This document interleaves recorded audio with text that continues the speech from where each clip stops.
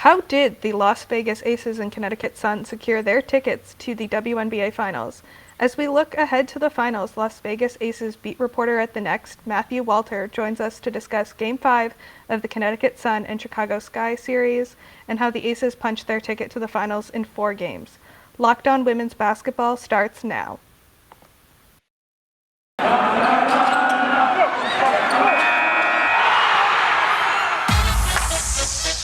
You are Locked On Women's Basketball, your daily podcast on women's basketball. Part of the Locked On Podcast Network, your team every day.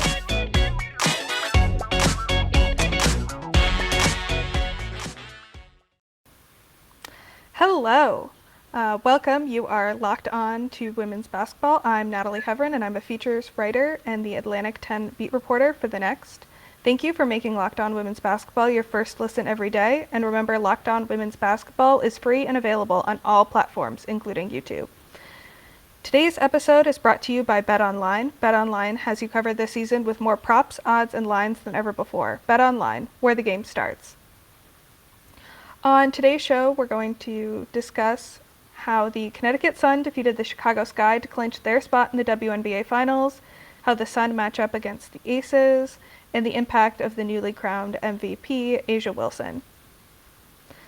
So hello and happy right after Game 5 of the semifinals. Joining me today is our Las Vegas Aces beat reporter, Matthew Walter.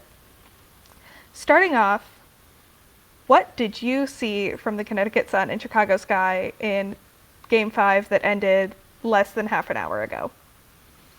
I saw a Connecticut Sun team that, with about 5 minutes to go, looked dead in the water, and then somehow flipped the switch and went on an 18-0 run to make a comeback from down 9 points to advance to the WNBA Finals, and was really incredibly impressive to me because I've watched Connecticut enough times in their history to feel like they're the kind of team that doesn't really make those kind of comebacks. So for them to do that in that kind of situation, using the kind of emotional sort of motivation that they did from the tech/not techs, I don't know how else to describe it, it was just so impressive. And I think you will see a very motivated Connecticut team going into this final series starting in Las Vegas on Sunday. Yeah, you mentioned the Suns' 18-0 run to close Game 5. It's the longest scoring run to close out a WNBA playoff game in history, according to ESPN's stats info on Twitter. I think part of the excitement is that we'll be seeing a first-time champion. It'll either be the Connecticut Sun or the Las Vegas Aces. And getting into what you talked about, I think we both talked before the show started that the turning point was Techgate, maybe is what we'll know it as in the future. But, Kalia Copper, Dewana Bonner are talking. James Wade kind of zips in there trying to call a timeout. Techs are called on the floor, but then after review, nothing's called. The Sun were down 9 at that point, I believe. Yeah, it was. They went on that big run after that. We'll call it Techgate, and I think the funniest thing to me is James Wade runs on the floor and should have even got a technical foul himself because you as a coach are not supposed to come onto the floor at that point. And it was such an Roz Gold on what I asked Jonquel after the game, Jonquel Jones. Was that a switch? Was there like an emotional switch when that occurred? And she said, we aren't going to be clowned. Like, we're not going to be taken advantage of. We're just going to keep playing hard. And they just seem to find some secondary motivation, something secondary in them, because then they started getting stops on defense, forcing turnovers, run down in transition. They got a couple of really nice transition baskets from Atisha Heidemann.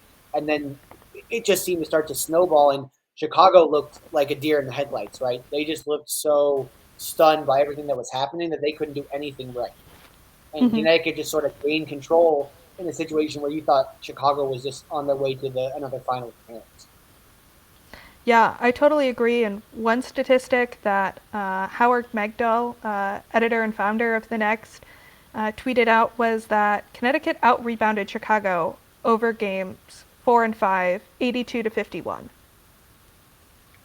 And I think that is such an important statistic because the Sun are, kind of known for their rebounding, and that's been part of their identity. What did you see in terms of, the boards? The Sun out-rebounded the Sky just tonight alone, 43-28. Yeah, it's big for the Sun because they're not a great, they're not a big 3-point shooting team, right? They don't get a ton of shots from outside the arc. If you think about their starting lineup, right, Heideman's a decent 3-point shooter. Dawana Bonner can knock down threes. Jonquel Jones hits her threes every now and then, but Courtney Williams, that's not her specialty. Grana Jones, their 6th player of the year, not her specialty either. And without Jasmine Thomas right now, who's out for the season, they don't have a lot of outside shooting, so they have to find other ways to get points on the board. One of their big ways, like you said, is off those second chance points, and another way is off of points off of turnovers. And just to spin it forward a little bit to this final series, those are two areas that if you want to find a way to beat what looks like a very good Aces team, those are two ways because they are not the best team when it comes to rebounding, and they struggle at times turning the ball over, trying to play a little too fast. So Connecticut has some of the right skill set to sort of maybe look to pull what I think will be, I think Connecticut is going to be the underdog in this final series, but those are the kind of things, the rebounding and the turnovers, that are going to help give them a shot to win the series. Yeah, and you mentioned turnovers. The Sun actually matched what I believe is their season high in turnovers with 23, including 7 from the 2021 MVP Jonquel Jones. So even behind what could be considered less than ideal play from one of the Suns' marquee players, she was still able to, get a double-double, 10 rebounds, 15 points. But the team was able to overcome both her turnovers and all of the other turnovers. Every player that took the court for the Sun today had at least one turnover. Yeah, and I think, the Sun are the kind of team, at least from my perspective, watching them, I don't cover them on a day-to-day basis, but it just seems like they're the team whose identity is made on the defensive side of the ball, right? Mm-hmm. They want to play gritty. They want to play tough. They want to beat you with physicality. They want to do sort of the little things that are not the most pleasant to the eye, but they win basketball games, right? They kind of win sort of these ugly games, right? They only scored 8 points in the third quarter, but they were also really good defensively in the fourth quarter, limiting Chicago to, going on an 18-0 run over a 5-minute stretch. Like, you held Chicago scoreless for 5 minutes. Like, that's incredibly impressive. And I'm pretty sure they limited Chicago to just 5 points in that fourth quarter, if I'm not mistaken. So a defensive, gritty team, and that's really, it's going to be, jumping forward again, it's going to be a battle of two very different styles, right? The Aces are pretty in offense and scoring and three-point shooting and getting, look nice and want something you want to watch offensively for basketball, versus the Sun, who want to play ugly, keep it low scoring, try to beat you doing the small things that don't really, are seen as the pretty way to play basketball. Yeah, and the Sun lost to the Chicago Sky team last year in the semifinals, got their revenge, will be going to their first finals since 2019. What have you seen? I don't know how much of this series you've been able to watch, but what have you seen from the Connecticut Sun in terms of their grittiness, especially towards the end of this series? I mean, I think you have to look at it in a couple ways. Number one, they won 2 out of 3 road games. So that's, no matter what team you are, like, that's incredibly tough to win on the road, and it puts them in a very good spot going on the road to start this upcoming final series. Number 2, you were down 2-1, right? You basically had to win back-to-back games. One was at home, mind you, but back-to-back games in this series to force yourself into the finals. So it just, this is a veteran team, right? Every one of these players playing in this starting lineup. Tisha Heideman is sort of their youngest player, but normally it's Jasmine Thomas. Dawana Bonner's been there. Jonquel Jones has been with this team for a long time, right? Alyssa Thomas has been there.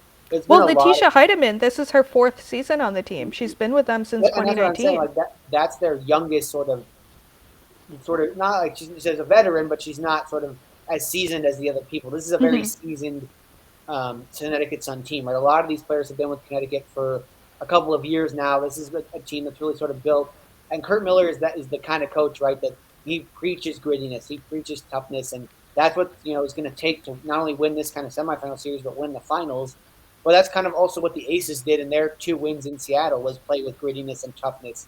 And so I think it's a really interesting matchup stylistically, but they're 2 teams with lots of veterans who are hungry, right? None of these teams have a ton of players that have won championships. So these are teams that are hungry to get a championship for their franchise for the first time.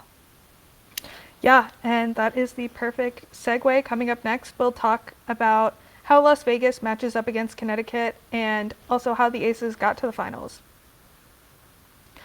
BetOnline.net is the fastest and easiest way to check in on all your betting needs. Yes, even your women's basketball betting needs. I'm not personally someone who places sports bets, but I love that BetOnline.net offers these options for the WNBA, and it's a really big deal. Because the game ended just now, we don't have a line out for Sunday's Game 1 of the WNBA Finals in Las Vegas, but BetOnline will have that up soon, and once they do, you'll be able to bet on that as well. You can place a bet with just a couple of clicks, and from the WNBA to Major League Baseball, NFL, NBA, and NHL, BetOnline.net has got you covered for all of your odds, lines, and games. Head to BetOnline today or use your mobile device to learn more about the action happening today. BetOnline, where the game starts. So, taking a step back, how did the Aces make it to the finals? What did they do to separate themselves from the Seattle Storm in games 3 and 4? I think you have to look at, and it goes back to, we talked about it with Connecticut, right? It was grittiness and it was toughness. Because game 3, they did a good job. There was a battle down the stretch, and then they fell down, and you thought, okay, they're down 2 points right now, and here goes Tina Charles at the free throw line to shoot a couple of free throws to possibly, put the game away. Boom, she misses both free throws. Now the Aces are right back in the game. They get a layup. Oh, but then here comes Sue Bird. She hits a 3, and now we were down 2. And then Jackie Young gets another basket with as the time expires, the 4th overtime. And the Aces have all the momentum, and they carry it into overtime and just dominate. And then in game 4, it's been all playoffs, but really game 4 down the stretch, it was Chelsea Gray.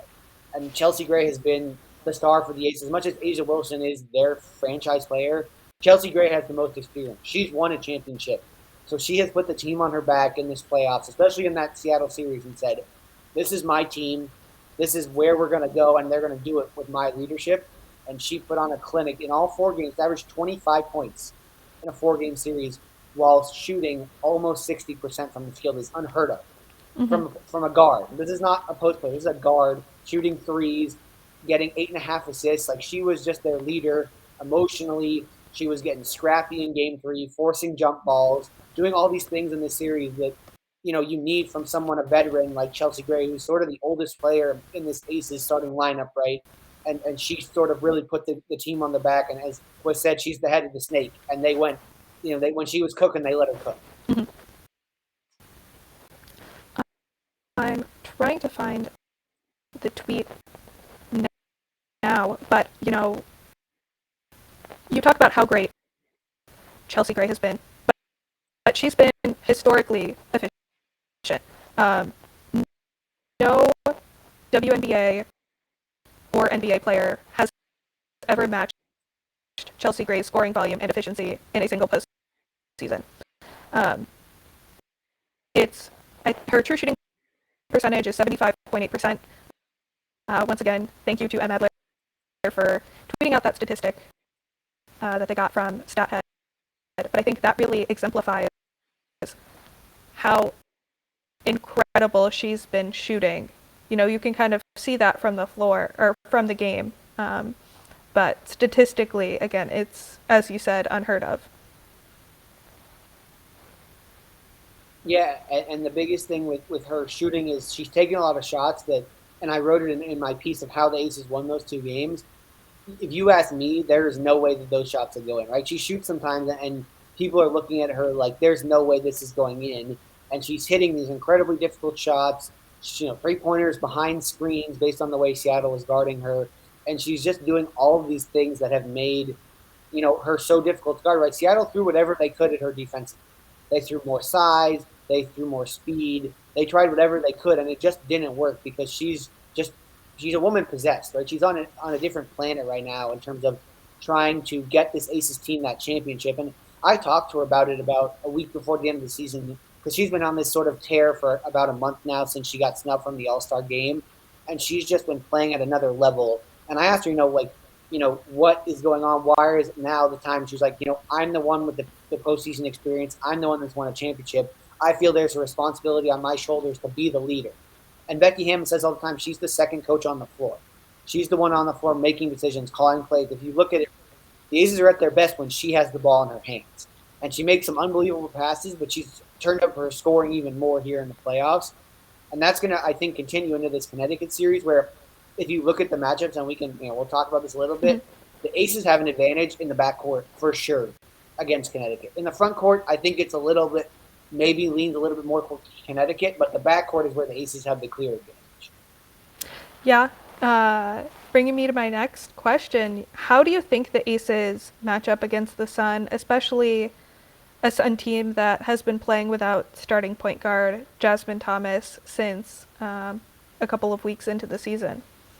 Yeah, I think, the Aces are going to be they're in a good spot, right? Because they have the right pieces to match up with what Connecticut wants to do offensively. Now, defensively, where Connecticut is strong, the Aces are going to have to be smart, right? They're going to have to do the little things like not turn the ball over, and they're going to have to really, really go in and rebound because Alyssa Thomas, DeWanna Bonner, Jonquel Jones, all their starters, and Bree Jones off the bench, they want to rebound. They want to get those second chance points because they know that's where they get a lot of their scoring from. But if you look at it right, Alyssa Thomas is probably going to match up with Asia Wilson because they want to keep Kia Stokes, their biggest sort of player, guarding Jonquel Jones. And I'm guessing the nice thing for Kia Stokes is Jonquel Jones, while not the same player as Tina Charles, plays somewhat similarly offensively to what Tina Charles does. She wants to sometimes shoot the ball from the outside. She'll post you up. And the Aces, they're going to keep switching on defense, right? Had they switched the whole Seattle series, they're not going to change that. And so their guards are used to playing undersized. They're used to going to this small ball lineup, and I think Becky Hammon has found a lineup with this small ball one with Raquana Williams in, and the Aces going with 4 guards around Asia Wilson in the middle that's worked, and I don't think they're going to go away from it. I think, you'll see it at times, and they'll put a Chelsea Gray on an Alyssa Thomas and a Jackie Young on a DeWanna Bonner, and they're playing a little undersized, but they've done this all year. And if you look at the regular season matchups, right, the Aces won 2 out of 3. All games were decided by either 7 or 8 points, so they were all very close competitive games. The Aces won the 1 game in Connecticut. They split the 2 games in Las Vegas, but the 1 game the Aces lost in Las Vegas, Jackie Young had to leave the game early with an ankle injury, and she at the time ended the game as the Aces' leading scorer with 28 in the game. But the Aces really only had their full team with Raquana Williams, with Kia Stokes, with Liliana Rupert in that 3rd game in July that the Aces won in Connecticut. So it's a series that we're going to see, again, like I said earlier, 2 very differently stylistic teams in the Aces that are offensive and pretty and want to play this sort of nice-looking style of basketball against Connecticut that wants to be gritty and tough and play defense and try to beat you up and be physical. And the Aces have shown at times they can be physical. And I think, the nice thing for the Aces is they get this extra day of rest. They didn't have to play a Game 5. So that gives them an advantage in Game 1 versus Connecticut has to fly all the way from Connecticut to Chicago, now fly from Chicago to Las Vegas. You can play on a different time zone in an early game on Sunday after a late game here on Thursday night. It's going to take some wear and tear on their body. Now, they'll probably get a full day's rest in there somewhere, where the Aces are going to have, 6 days to 5 days worth of rest. I'm not saying, again, sometimes playing that 5th game helps because you're running off of adrenaline into Game 1. But I think after a physical series, and the Connecticut decided to play every game so far of the 8 possible playable games, they've played all 8, versus Las Vegas has only played 6. I think that'll help Las Vegas at least in Game 1. Yeah, and you mentioned that these 2 teams haven't played for July. What are some keys to this series for the Aces that they absolutely need to execute against the Sun?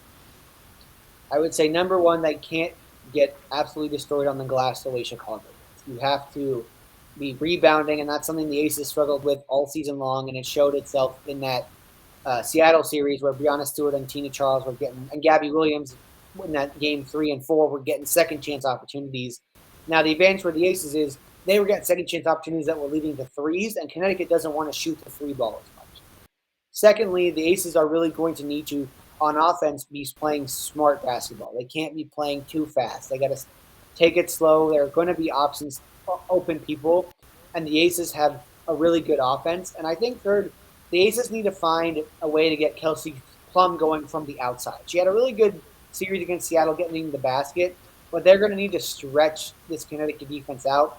And the more that you can get Kelsey Plum going from the outside, and she can maybe have a game where she can get 5-6 made threes, that will really help the Aces spread Connecticut out and create driving lanes for Jackie Young, for Asia Wilson, for Chelsea Gray.